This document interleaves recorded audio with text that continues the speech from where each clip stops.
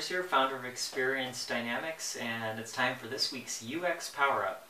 So today I'd like to talk about novelty in mobile UX, and I think the mobile environment actually offers a great opportunity to do new and interesting things that you might have shied away from in desktop because people are very much in a kind of focused, task-oriented mode, and they're not really playing around.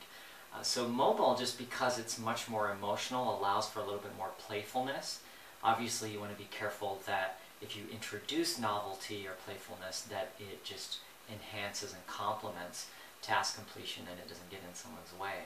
So, but as opposed to ignoring novelty and saying, okay, let's just stick to something functional, I think it's a good idea to explore and innovate a little bit.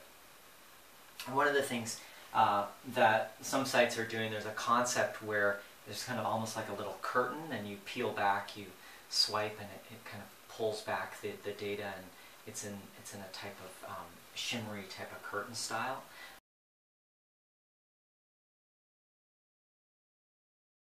Another one is when you add an item to your cart, it actually drops down, kind of actually animates and goes woo, and drops down to the section where the shopping cart contains your items. And so kind of events on the screen like that that show relationship. One of the mobile UX issues that typically comes up is people don't know what happened. It's kind of like you did an action and you're in this really small screen, and then it's like, well, where is it? And, oh, well, it's, you forgot to look at the indicator that showed that you went from 1 to 2 or whatever.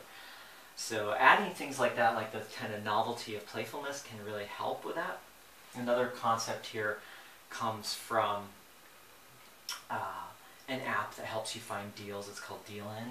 And when you swipe this one, it actually unfolds. It's almost like a little origami thing where it pulls back, and it's like visually 3D, but feels like you're kind of opening a folder, but without turning page. It's kind of just like down and unfolds, and then you close it and open it like that.